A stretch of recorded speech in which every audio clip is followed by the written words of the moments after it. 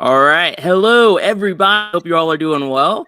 This is DFS Army's NBA pre-lock show. It's a Friday. We're going into the weekend.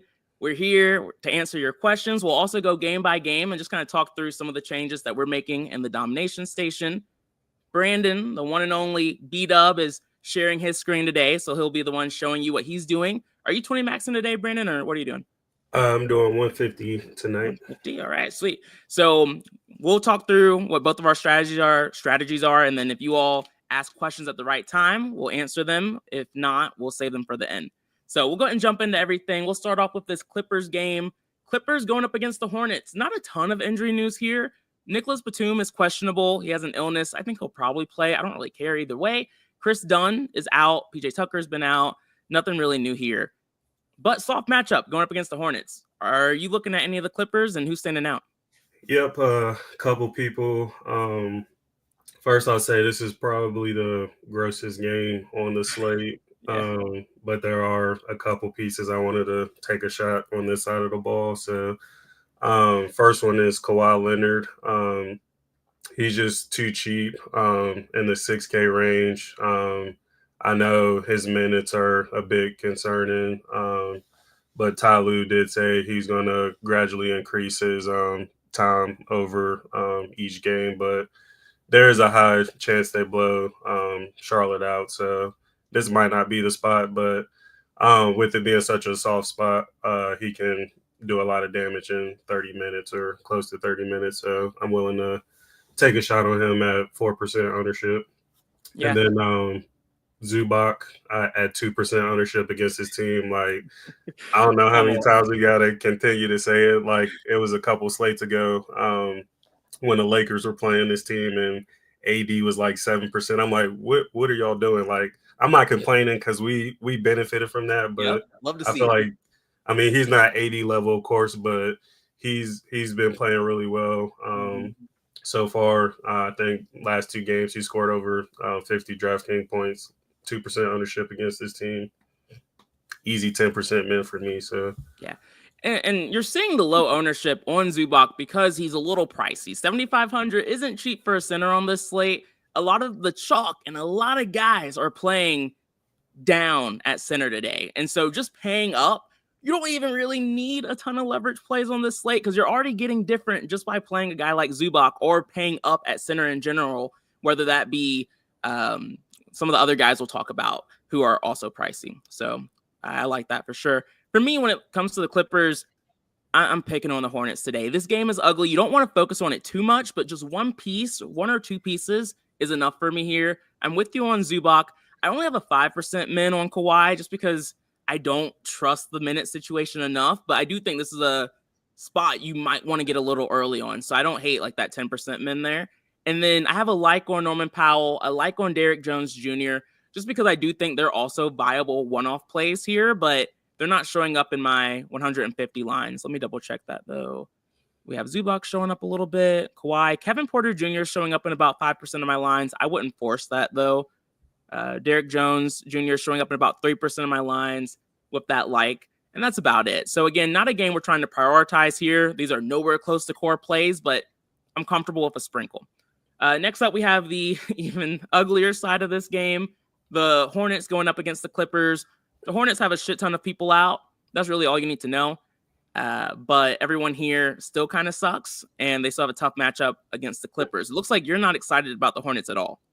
nope, not at all. I mean, the obvious play is Musa. He's pretty much, I mean, there's Gibson too, but he doesn't count. if you want to count him, sure, but I don't count him. So Musa's pretty much the only big here.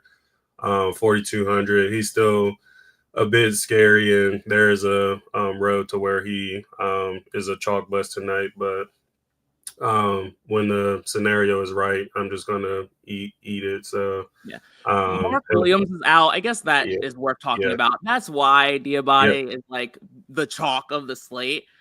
But these guys are just missing a lot of players. He's a core play for me. He's in a shit ton of my lines. The other Hornets, that's where you're getting a little cute when you're playing them. Miles Bridges going up against Kawhi is just not something I'm going to do. If he goes off tonight, that's stupid, and I'll just acknowledge that. I do have a 3% min on Mishik. He's a streaky, volatile player. I want exposure in my 150 lines to a streaky, volatile player when there's no one else here. I'm expecting Bridges to get locked up, and so someone else has to do something. Another viable option here for them is Josh Okogie. I have a 4% min on him. Again, nothing crazy, but I just wanted a little bit of a sprinkle. And that's going to be it for me with the Hornets. Any team that has Taj Gibson on it, it's not good.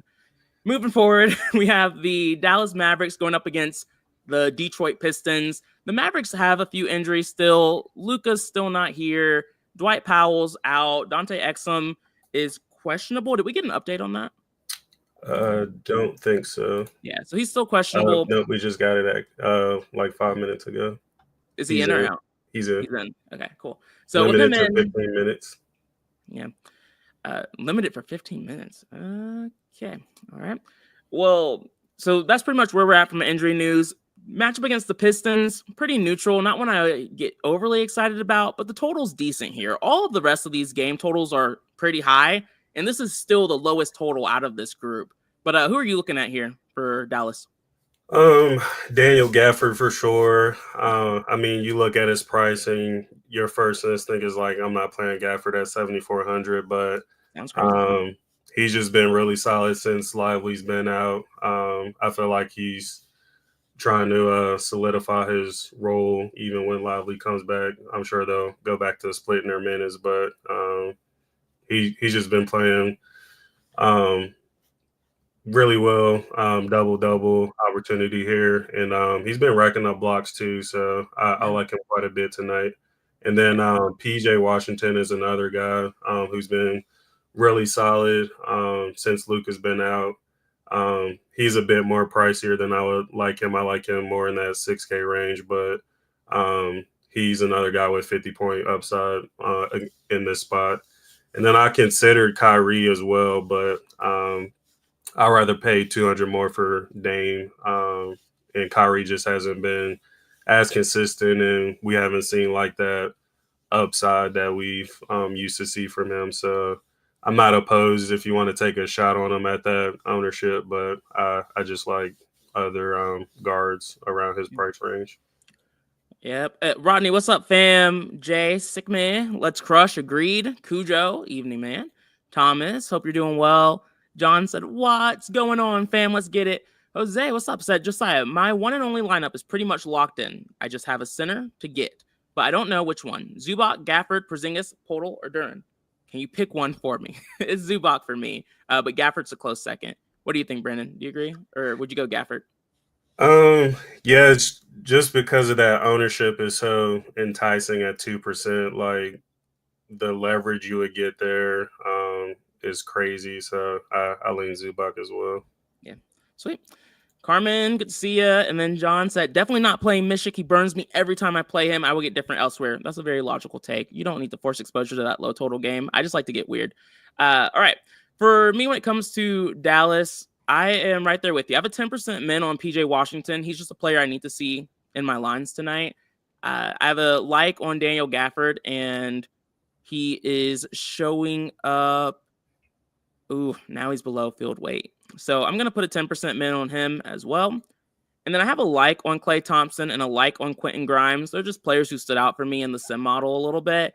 Ultimately, just given the way this slate is shaping out with some of the other value plays here, they're not players I'm going to force exposure to, and they're not showing up right now much. Only Grimes is around 1%. And so I'm not going to force them in, but those are two other viable options I still believe in on this slate. Anyone else you want to touch on? I'm also not playing Kyrie. The ownership play is interesting, but like you said, there's just better options at guard. Yeah, no, I'm not really looking into anyone else here. Sweet. And then the Pistons are kind of gross. For me, it's hard to trust them in this spot, but maybe you might be a bit more excited about them. From an injury news standpoint, the Pistons are relatively healthy. Isaiah Stewart is still on suspension, but I don't really care too much about that. What are you doing here? So I threw a like on Paul Reed for the reason you just said. Isaiah's still suspended, so that should benefit Paul, and he's a flat man price. So he's just somebody I wanted to be a little over the field on, and I think I had him around 30%. So not going too crazy there, but I did want to be over the field on him. I put a 15% min on Duran.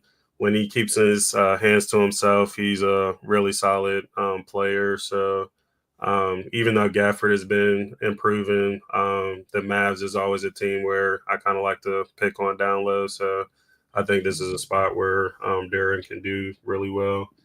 And then I wanted to match the field on Cade, which it looked like it dropped a bit. So I'll probably drop it from 15 to 10. But I guess Cade is just kind of one of those FOMO plays. Like his upside is just crazy. And I wish his ownership was a bit lower, but I'm just a fan of playing him with triple-double upside. I like the spot for him. So wanted to make sure I got some of him as well. Yeah, I'm not playing Cade tonight, but I can't even crap on the play because it just makes sense. So I understand it. But for me, I don't trust this Pistons team right now against the Mavs tonight, especially just with some of the more obvious plays in some of the next games. I do have a 15% min on Duran because I don't want to miss out on him while he's still in the 6K range and a not bad matchup against Gafford. We know he's not great defensively. And then I also have a like on Malik Beasley. He was popping in the sim, and so that's just a play that I'm going to be over the field on. And then Paul Reed, I'm fine with. He's one of the better, he's the best 3K flat plays on the slate. I'm not needing value that much. He's showing up in about 6% of my lines, so I'm going to be under the field still. So Pistons are fine. I have a little bit of exposure here and there, but not overly excited about them. The next game is when I'm starting to get a little bit more pumped up about these guys. We have the Bulls going up against the Raptors. We know both of these teams are dog shit when it comes to defense. And for Chicago, they have injuries. Zach LaVine is out. That's a big bump for all of the starters here. THT is questionable. I don't believe we've gotten that news yet, but that is a bit of a boost to some of the forwards here if he does get ruled out. Who are you looking at here? Because I know we're all playing some of these guys. Yep. So I threw a like on Kobe, and he will be a core play for me tonight. Pretty sure this is the cheapest we've seen him to, 5,900. Yeah. No LaVine, and against Toronto, which should be like like a pretty fast-paced, high-scoring game. So definitely wanted to be way over the field on him tonight. I got to take my shot on Vooch. We talk about him all the time. 10% min on him. I like his price at 8K flat.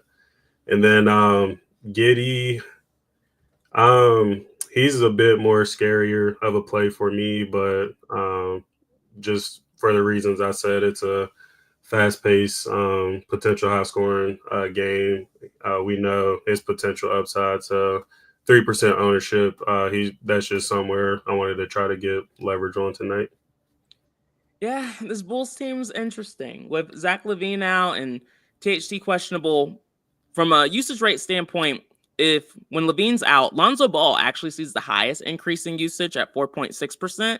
His minutes are still a little untrustworthy. He's viable in this spot, but I'm not excited about a play like that. Kobe White, he sees the second highest increase in usage at 3.1%, 01%.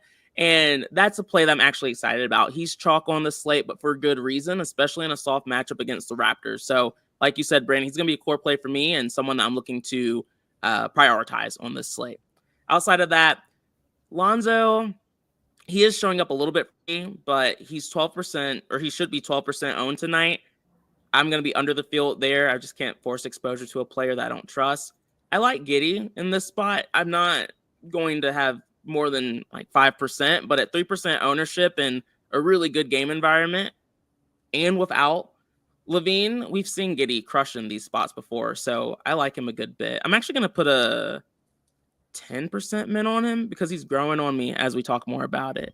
So, yeah, I have a good amount. And then Vucevic, I have a 15% min on. I'm considering making him a leverage play if I can once the show ends. I'm going to try and put a 20% min, but right now I only have a 15.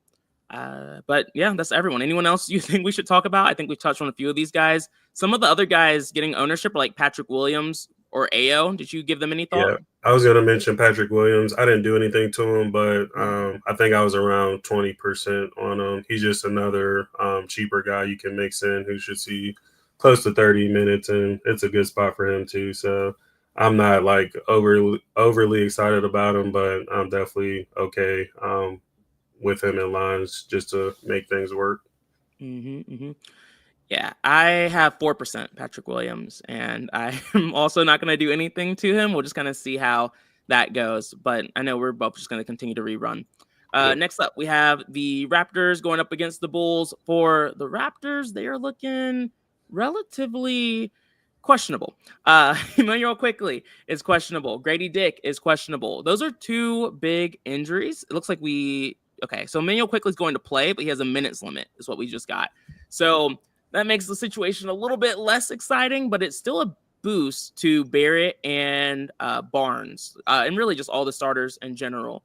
And some of the backup guards their minutes increased a little bit, but I don't know. With that minutes spent, how are you thinking about treating this situation? I like these guys still. Yeah, I'm still treating it the same way. I'm not playing quickly, of course, but I'm targeting the three main guys here.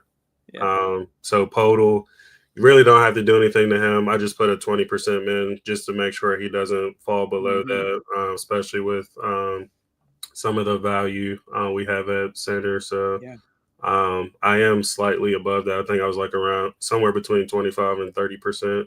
I love him. He's still at a great price, and I think we'll do really well tonight. And then Barrett, I wasn't really getting any, so I threw a like on him, and I'm around this 15% ownership.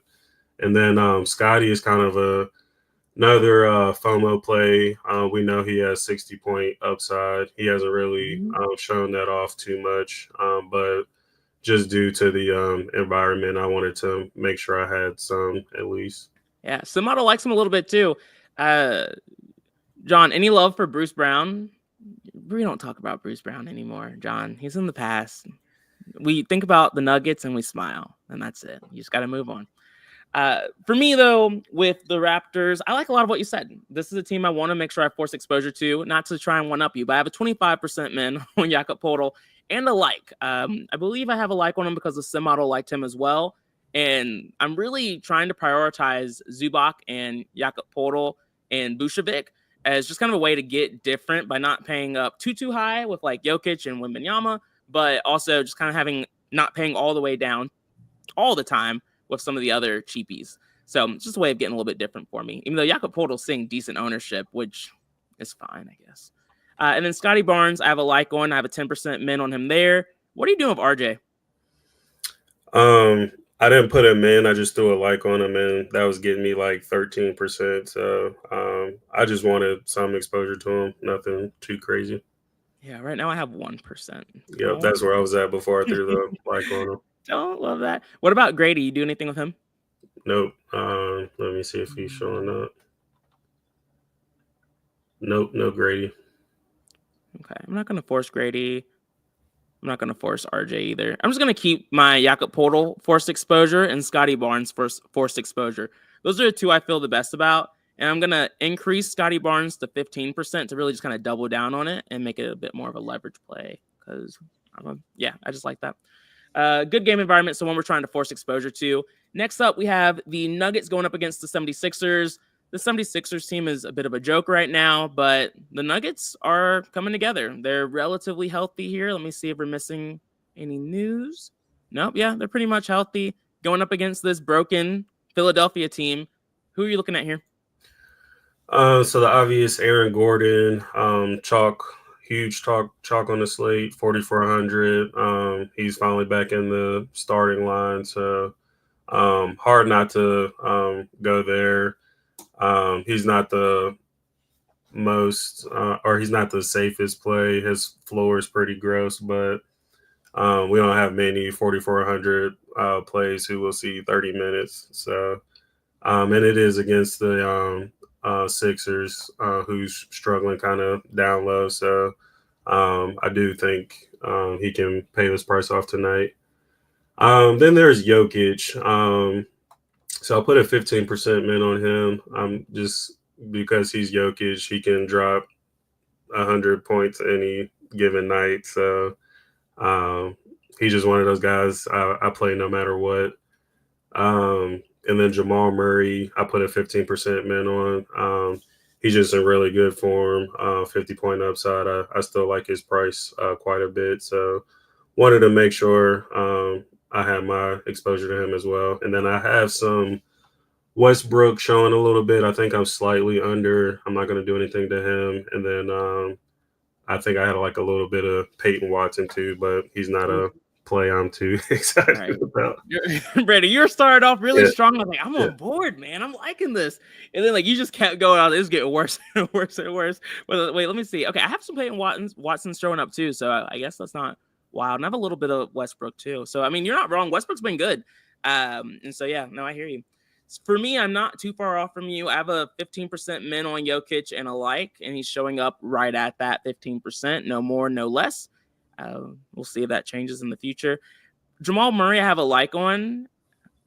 And this honestly 100% a sim model play. This is the second highest total game on the slate too, so I do want some exposure to this game where I can. And he's showing up significantly over the field for me right now. So Jamal Murray is one of those guys that I like a lot on this slate. So I'm not going to cap that. I ideally would be a little bit closer to like 30%, but it's fine. And then next up, we have Aaron Gordon. He's in 96% of my lines. So, yeah. Next up for the 76ers, we have, the usual guys for this team gone, which means we're playing a lot of these guys who we've just learned about this year. Who are you looking at here? So Oubre, we were talking about him before the show. He can be scary to play, especially when he's chalk. But, I mean, the last few games, he's been scoring around 40 DraftKings points. And for whatever reason, I feel like this is like the price he always is. Like, he doesn't go lower or higher than like this middle 6K range. So with how he's been performing, and like you said, highest game on the total on the slate, or one of them. Second highest. It's just something I'm going to roll with, and he'll be a core play for me at this price. Maxey, I love quite a bit too. I wasn't really getting any, so I had to put a 25% min on him. His usage without Embiid and even Paul George too it's insane. So hard not to go back to him tonight. And we've been playing guards against the Nuggets for what feels like forever. Yep. And then I didn't do anything to him, but I have some Justin Edwards and Council showing up too. Small forward is pretty weak tonight, so I have I think like around 20% Council and a bit closer to Phil Wade on Edwards, but slightly under. I think it was like 12% or something like that. I like Council. You can't convince me to play Justin Edwards. First of all, like, that's such a basic name. Like, that's a real life person name. That's not an NBA player name. Like, I'm not playing Justin Edwards. Oh man, that's crazy. But I hear you. He's not bad. He's just a low usage guy. I'm not doing that. Yeah. Ricky Council, though, I have a like on him. I have a 25% min on Maxey as well, just like you. But Ricky Council, that's what I'm going to be significantly over the field on. Kelly O is close to being a core play for me as well. I'm trying to make him not be a core play, but I might not have much of a choice, and I'm not going to over tinker the situation when it makes sense, like we've talked about already. So we like this game. Next up, we have the Bucks going up against the Spurs, a game that I thought I was going to like more, to be honest. I still don't fully grasp why everyone likes it as much as they do, but we'll start off on the Milwaukee side. Bobby Portis is out, which is a nice bump for some of the forwards here. And then that's really the only injury news. I mean, AJ Green's questionable, but doesn't move the needle for me too much. Ooh, who are you looking at? Really, it's just the two studs for me here, Giannis and Dame. With all the value at center, I think that's part of why Giannis is so chalky, since you can play him at power forward And it is the highest game total on the slate too, and True. projected to be pretty close. So I do like him quite a bit tonight. And then Dame as well. I just like the game environment, and I can see him smashing here too. So only those two. I did consider Middleton, but when he plays, he just really hasn't shown that upside for me to get excited about going there. So I had a lot of Lillard showing up originally, and I still have some, but I do like guards like Kobe White, Chris Paul, Tyrese Maxey, Jamal Murray more than Damian Lillard on this slate. Granted, this is a good high total game environment, so I'm not trying to fade Damian Lillard. There just are other point guards I prefer who, in my opinion, are just in better spots due to injuries. So that's why I didn't do anything to him, but just because I'm forcing exposure to other guards, let's see, where's Lillard? I'm like 6% under the field on him. So that's going to be a stand I'm going to stick with. And then Giannis, I have a 40% cap on. I'm going to be right around weight. I don't want to be higher because I want to get a little bit more leverage on some of the other studs and other spots that I like a bit more. So that's pretty much what I did. I have exposure to the studs. I just don't like them as much as some of the others on the slate. Next up, we have the Spurs going up against Milwaukee. For the Spurs, they are pretty healthy. No real injuries, which is a little bit concerning. But like you said, this is the highest total game on the slate.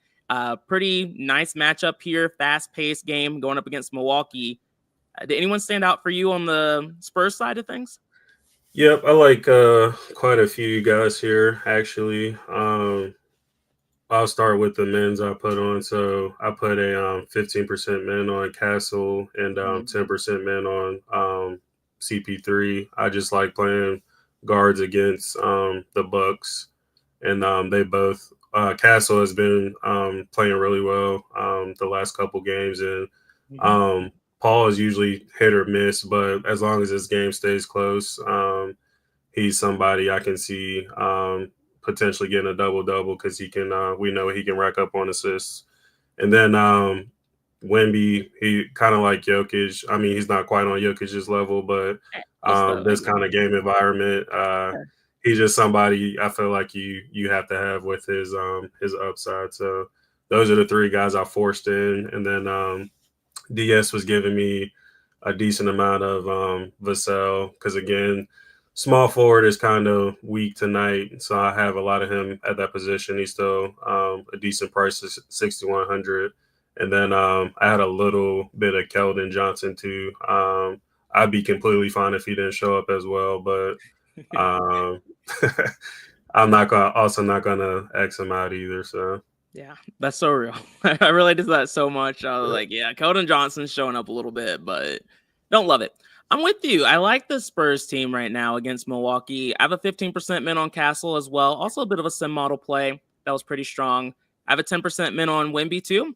Vassell I have a like on. I did cap him at 60. I just didn't want him in 78% of my lines. Really, I think you could cap him at 40. I don't think you need to have 60%, but I'm going to ride with it. Chris Paul I have a like on. More of a sim model play. Feel better about it now that you like him, Brandon. I never like playing Chris Paul. I'm going to be honest with you all. I am debating riding him up as a leverage play. I am significantly over the field on Chris Paul tonight. The only reason why I don't want to ride it up as a true leverage play is because I don't actually like it. It just makes sense to me because, like you said, Brandon, we've been playing guards against Milwaukee because they do struggle against that position. And with the sim model, you and the matchup and game environment being good, I'm very comfortable being over on these guys. We know I've been burned by the Spurs a lot, so that's part of why I'm a little biased against them. But when it makes sense, I'm just going to do it. Michael said, what do we think about Nikola Vucevic's assists? I am not thinking about his assist at all, to be honest with you. Are you, Brandon? I am not. Sorry, Michael. That might have been like a props question, and I'm just not a props guy like that. All right, let's see. I think we're good to go with the Spurs. Last game on the slate. We're kind of running through this quickly. We have Boston going up against the Pelicans. This is kind of where I don't like any of these plays. But it looks like you're taking some shots. What do you like about Porzingis and Brown? So Porzingis. So Bigs Like, against Pelicans is another thing I've been preaching like okay. for quite a while now, and it just continues to smash game after game. So I'm going right back to that spot. So Porzingis does worry me a bit because I feel like he gets injured every other game.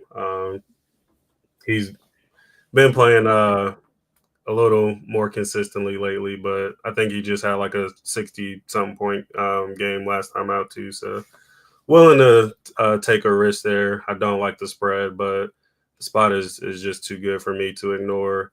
And then I was gonna play one or the other between Jalen and Jason, and I don't know what's going on with Tatum, but he really has not been that great lately, and Jalen has been a bit more consistent. So I like his price and his potential upside here. So those two are the ones I wanted to take a shot on, and not really looking elsewhere here. Yeah, it's been a bit of a tough stretch for Tatum from a DFS standpoint. And Brandon, I mean, even though I said I don't like any of these guys, I do think you chose the best two out of the group. The Pelicans are giving up the third most fantasy points to scoring wings, and that's Jaylen Brown for you. And so I think that's a pretty solid spot for him at 7,800. I'm going to join you on that. I like it. 15% min on him. Good spot. I mean, all of these games have high game totals. I think that makes sense. And then they're giving up the ninth most fantasy points to versatile bigs, which is Kristaps Porzingis. And also the sim liked Porzingis a good bit too. So once again, when everything aligns, I'm going to get on board. So it makes sense. I'm going to do it. And then that's pretty much it. Do you look at Pritchard at all? Did you have any interest in him? He usually crosses my mind, but I think we have Better better value. spots. Yeah. Especially if it blows out a bit more, that might help him out. But even with that, I still like other spots more than him. Yeah, I don't disagree. Just want to make sure we at least mentioned him and talked about it. I do think if Hauser, he's questionable right now. If he gets ruled out, it would make me a little bit more interested in a play like Pritchard, but I don't think that's a play we have to have on this slate. And then last but not least, we have the Pelicans. Zion Williamson, talking about guys who get hurt a lot, is questionable. And oddly enough, I don't think anyone cares. Do you? Yeah, that's something else we were talking about the show, because I mentioned like we're surprisingly not really waiting on any like huge news. But then I remember Zion, but then I thought about it, I was like, well, even if he is out, that won't really change much for me. So there's arguments you can make on this side of the ball. And we've seen Boston play down to their competition quite a bit. So you can always make a case for like Trey Murphy and DeJounte with how they've been playing. But just overall, not a good spot for this side of the ball, and better plays elsewhere. Yeah. Unless like your shot is like a CJ McCollum or a DeJounte Murray, or maybe like a Trey Murphy if you want Zion to get ruled out, just bet the spread. Like you don't need to take a shot. It's like a dart in the hell, honestly. There's no way. Like it's just random, and there's not really any spot that stands out more than any other here. But yeah, I mean, that's pretty much the slate for us. I like it. I feel pretty solid about it. There's not really any major, I mean, again, I don't really care about the Zion news, injury news that we're waiting on. I feel like we have a pretty solid hand on the slate. There's not too many leverage plays, but I think there's just a lot of plays we just want to be over the field on. So I'm okay when that happens, as long as I have like at least a couple spots I like to get different at. Let's see. Rodney said, rate this lineup. I'm the Lonzo Ball, Pritchard, Jaylen Brown, Zion, Vucevic, Bruce Brown, Aaron Gordon, and Kristaps Porzingis. Who would you take out? I would take out Pritchard and Brown and Zion. And I mean Bruce Brown, not Jaylen Brown. And then choose pretty much probably pay down at power forward a little bit more with like an Aaron Gordon, and then pay up a little bit more at guard with any of the guys like White or someone else that's a little bit more balanceable. Or actually, I already have Aaron Gordon in there, so I would still pay down a little bit lower than Zion, more than likely. But anyway, I would take out Lonzo and Bruce Brown and Zion. What are your thoughts, Brandon? Yeah, I'm not really on Lonzo. He's been playing a bit more, but he hasn't really shown enough upside to pay off that price tag. But if he's your one get different play, you can keep him there. Like, yeah. I don't hate Lonzo. In that game environment, you can make a case for him. He's just who I would have taken out. Yep. Pritchard, too. I mean, we just talked about him. Not really on him in this game. Definitely don't mind Jalen. Agree with you on Zion. I think there's better spots than him tonight. Don't mind Vooch, not on Bruce. And then, of course, love Gordon, and just mentioned I love KP. So yeah, that's a different kind of like build than a lot of people already have. There's some pieces there that I like though, but yeah, there's just you can even keep Lonzo, but Pritchard, Zion, and Bruce Brown are the three I would definitely just kind of get off of. Let's see. Watch Bruce Brown go off today. I just don't like him, and I don't feel bad about it. He's not going to. I'm not really even concerned about it. Are you, Brandon? No. Okay. I was like, I'm not alone. He must be hurt and playing through it. All right, Takedown, I see you. Don Juan said, playing 20 max, best value under 7K is Drew Holiday. Cool. First, what are your thoughts on Drew, Brandon? I will not have any Drew tonight. Yeah, my microphone just fell off. But all right, cool. And then, do you have a favorite value play under 7K? I mean, that's such a broad range. I